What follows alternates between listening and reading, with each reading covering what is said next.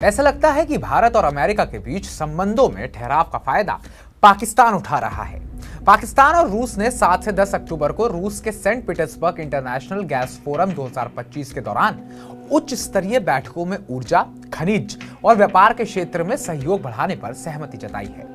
इस चर्चा में साझा परियोजनाओं, तकनीक और क्षेत्रीय संपर्क बढ़ाने पर जोर दिया गया।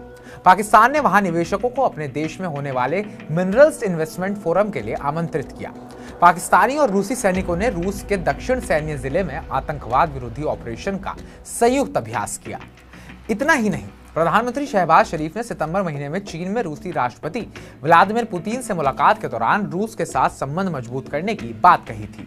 पाकिस्तान के पेट्रोलियम मंत्री अली परवेज मलिक ने 7 से 10 अक्टूबर 2025 तक रूस में आयोजित 14वें Saint Petersburg international gas forum में भाग लिया। द एक्सप्रेस ट्रिब्यून की 14 अक्टूबर की एक रिपोर्ट के मुताबिक मलिक ने कहा कि पाकिस्तान ऊर्जा क्षेत्र में विविधता और पारदर्शिता को बढ़ावा दे रहा है ताकि अंतर्राष्ट्रीय निवेशकों को आकर्षित किया जा सके और लंबे समय के लिए स्थिरता सुनिश्चित की जा सके। मलिक की यह यात्रा 2 सितंबर को बीजिंग में प्रधानमंत्री शहबाज शरीफ और रूसी राष्ट्रपति व्लादिमीर पुतिन की बैठक के बाद हुई है, जिसमें दोनों नेताओं ने ऊर्जा, व्यापार और क्षेत्रीय संपर्क के क्षेत्रों में सहयोग बढ़ाने की प्रतिबद्धता दोहराई थी।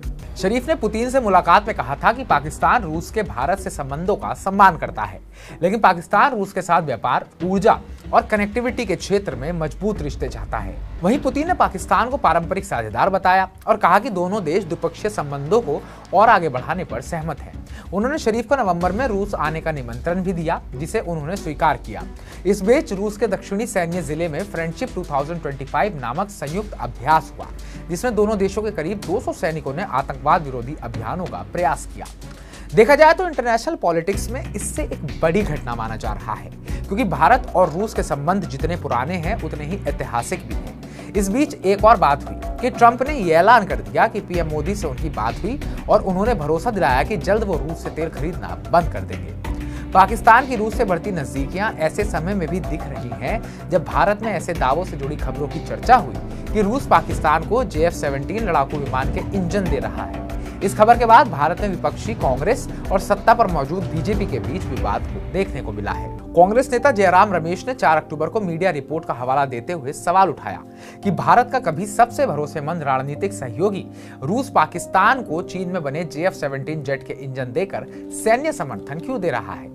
भारतीय जनता पार्टी ने इन दावों को लापरवाही भरी सूचना से जुड़ा विवाद बताते हुए खारिज कर दिया। भारत के एक अंग्रेजी अखबार की रिपोर्ट में बताया गया कि भारत का रक्षा मंत्रालय 5 और S-400 एयर डिफेंस सिस्टम के संयुक्त निर्माण या खरीद पर विचार कर रहा है ताकि देश की लंबी दूरी की रक्षा क्षमता मजबूत हो सके। यह समझौता 5 दिसंबर को पुतिन की भारत यात्रा से पहले मंजूर होने की संभावना है। वहीं पुतिन दिसंबर में भारत भी आ रहे हैं। ऐसे में यह देखना दिलचस्प होगा कि भारत रूस के साथ अपने संबंधों को आगे कैसे बढ़ाता है, खासकर तब जब अमेरिका की तरफ से भारत पर रूस से तेल नहीं खरीदने का दबाव है और भारत को अमेरिकी टैरिफ के रूप में इसका नुकसान भी उठाना पड़ रहा है। हमारी इस पूरी रिपोर्ट को लेकर अब आप क्या सोचते हैं? क्या पाकिस्तान सच में अमेरिका और भारत के बीच चल रही रूस को लेकर बातचीत का फायदा उठा रहा है? क्या भारत सच में रूस से दूर होने लगा है? और अब क्या पाकिस्तान इसका इस्तेमाल भारत के खिलाफ कर सकता है? आपको क्या लगता है? कमेंट बॉक्स में कमेंट कर हमें जरूर बताइएगा। बाकी ताजा अपडेट्स पाने के लिए TV9 भारतवर्ष को सब्सक्राइब कीजिएगा।